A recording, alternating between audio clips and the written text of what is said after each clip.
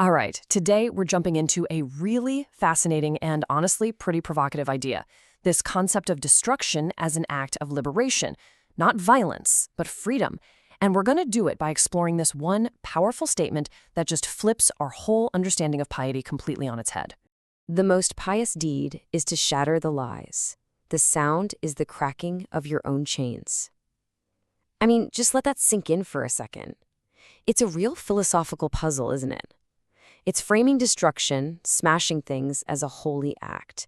And the target isn't just an object, it's an entire way of thinking. So let's unpack this piece by piece. So yeah, this is the big question, right? It really forces us to look at this huge contradiction.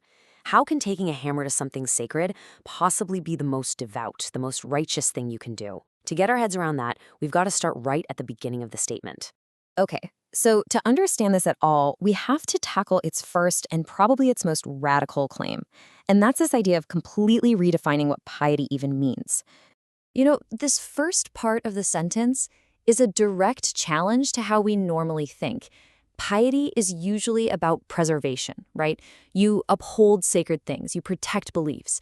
But this just inverts that completely. It says the holiest thing you can do isn't to preserve, it's to demolish, specifically to demolish lies. And this sets up such a powerful contrast. On one side, you've got piety as this conservative force, just, keeping things the way they are. But on the other side, piety becomes revolutionary. It's an active, you could even say aggressive, search for truth that says you have to tear down the fake stuff to make room for something real. So, if the most pious thing to do is to tear down falsehoods, what exactly is getting torn down? Well, the wording here is incredibly important. The speaker doesn't just say gods or idols. That phrase, gods of stone and wood, is a very deliberate choice. It's a rhetorical strategy. It's meant to strip these things of all their spiritual power, to knock them off their pedestal and reduce them back to what they actually are, simple, physical materials. It's a way of showing how empty and fragile they really are. This technique is all about focusing on the materiality of the idols, and it reveals a really crucial truth. The power was never in the object. It was in the belief people projected onto it. And the second you call it what it really is, just a piece of stone, just a block of wood, that whole projection just shatters. And that brings us to the climax of the whole statement. This is where the true purpose of this destructive act is finally revealed. And it's a pretty stunning twist, actually. This right here. This is the most important part, because the focus shifts completely. It's no longer about the external object being smashed, it's about the internal state of the person watching.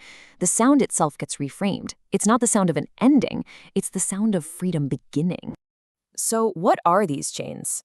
Well, obviously they aren't physical. They represent the internal prisons we build for ourselves. Prisons of fear and superstition.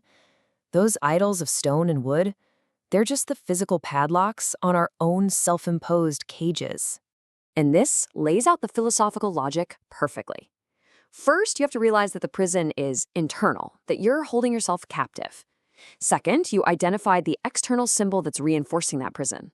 And third, by destroying that external symbol, you perform this powerful symbolic act that finally breaks those internal chains and frees your spirit. So let's bring all these pieces back together now. We've talked about redefining piety, we've looked at the trick of diminishing the idols, and we've uncovered what's truly being broken here. When you get right down to it, this statement is arguing for something way bigger than just religious conversion. It's proposing a whole philosophy of human empowerment. The goal isn't to just swap one god for another. It's to liberate people from any system of belief that holds them captive through fear. Now, listen to it again. It has a completely different weight to it, doesn't it? It's no longer a statement of conquest. It becomes this profound declaration of liberation, where the hammer that smashes idols is actually a tool for freeing the human mind. And this leaves us with a really powerful thought to end on. If we apply this philosophy to our own lives, we have to ask ourselves, what are our modern gods of stone and wood? What are the rigid beliefs, the social pressures, the unchallenged ideas that we allow to imprison us? And what would it take to finally hear the sound of our own chains cracking?